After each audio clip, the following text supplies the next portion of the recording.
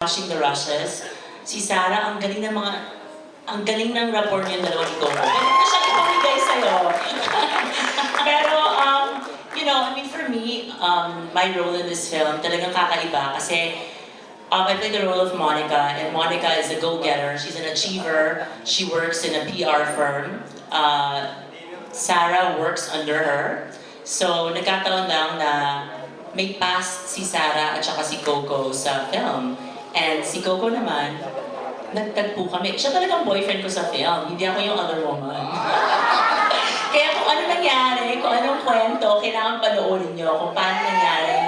Na-in love si Coco sa character, o na-in love si Tonyo sa character na si Monica, at kung paano na-in love si Monica sa character ni Tonyo, and kung anong nangyari sa amin dalawa ni Tep Tep. Ayun. Thank you. What about the reality show that you're doing? Ano lang balita? It's gonna be premiering on June 1st sa E.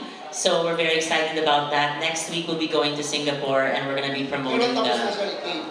Tapos na po. So they're just doing the editing and the scoring and we're submitting it to Los Angeles and Singapore. So ipapalabas na. Sana supportahan niyo po rin yun. It Takes Guts to Be a Gutierrez.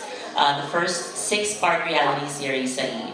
Congratulations. Thank you. Good luck sa movie. I know it will be a hit.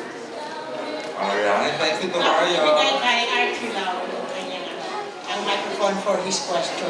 Gusto ko munang congratulate si Melay at saka si Anton for yung mga very powerful dialogue. Exactly. And of course, under the supervision of Miss Vanessa Valdez. Hi, Miss Van. Ayan siya. Magandang hapon, no? Ang question ko ay para kay Miss Sarah G at sa Coco Martin.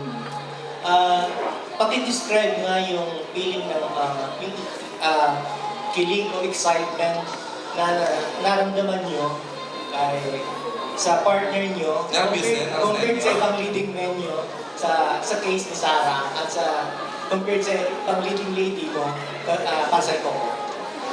Malinaw ba ko, Sarah? Pakiulit nga. Actually, ang haba.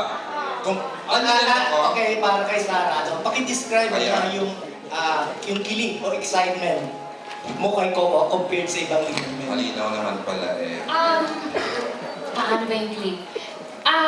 Siyempre nandun po yung kaba sa akin, yung challenge kasi si Coco kilala talaga siya dun sa pagiging dramatic actor niya. Ako naman po yung rom-com, yung ngiti-ngiti lang, kilig-kilig. So, hindi naman po ito yung goal namin na ipakita dito sa pelikulang ito. Talagang adult na, kailangan may maturity na talaga dito sa film na to. Siyempre na sa story itself, dapat meron na talaga. Nandun yung conscious effort na parang kailangan mag-work. Pero pagka lalo mong pigilit, pag lalong naging technical, hindi talaga siya mag-work. Kaya ang importante na lang talaga, pag nakikita ko siya, talaga si Tonyo talaga yung nakikita ko. Nasabi ko nga hindi nagiging mahirap kasi ang lapit-lapit niya sa totoong buhay. Yung kung ano yung qualities, yung magagandang qualities ni Tonyo, makikita mo kay Coco Martin. Kaya yung kilig, mas nagiging natural. Yeah. Para kay Coco Martin. Ako po, from the very start, sabi ko nga dati, nagkasama na kami ni Sarah sa soap. Actually, pangarap ko talaga na magkasama lang sa pelikula. Sabi ko, sino bang leading man ang hindi gusto makasama si Sarah? Kaya sabi ko nga, from the very start, sobrang excited ako. Kumbaga parang, ako honestly, nag-e-effort ako na sana maging maganda ang kalabasan. Pero, habang nag-shoot na kami, everyday, alam mo yung, kasi ganun ako bilang artista, pumapasok ako doon sa character.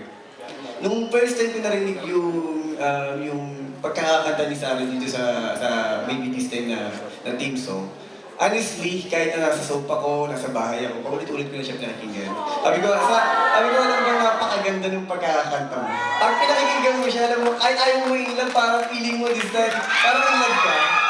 Gano'n, kumbaga parang, kapag nasa set kami, si Direk Jerry, paulit-ulit na kayo pinaririnig sa amin niya bago mag-take. Pilit niya kayo pinahi-in-love. And then, nakakatuwa kasi, sabi ko nga, as a character, talagang may in-love ka sa bawat ano eh. Para sa akin kasi first time ko to eh. First time ko gumawa siguro ng ganito ka-light, ganito kagaan na pelikula lang na, alam mo, paiinlabin ka, pero may balik. Saka siguro sa pelikulang ito, dito lang ako talaga gwapong-gwapo. Kasi, pag agawan niyo ba naman ng Rupert Gutierrez sa kasama yung Rolling Hood, di ba?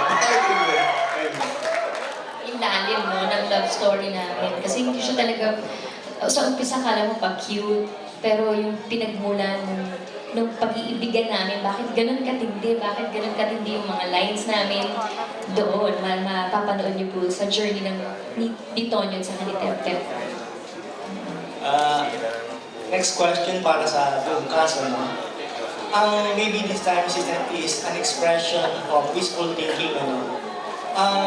Using the title of the movie, maybe this time, pakikompleto ito sa isang pangmusa para sa inyo lahat. Twitter ba ito? Twitter?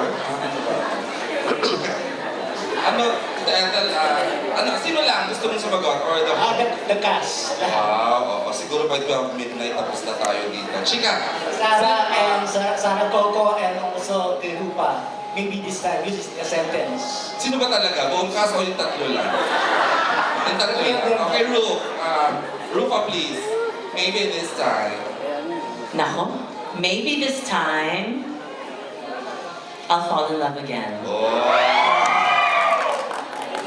Coco, maybe this time ko, anong itutuloy? Depression ako, bigla ako mag-iisip mo muna ako. Onting panahon lang.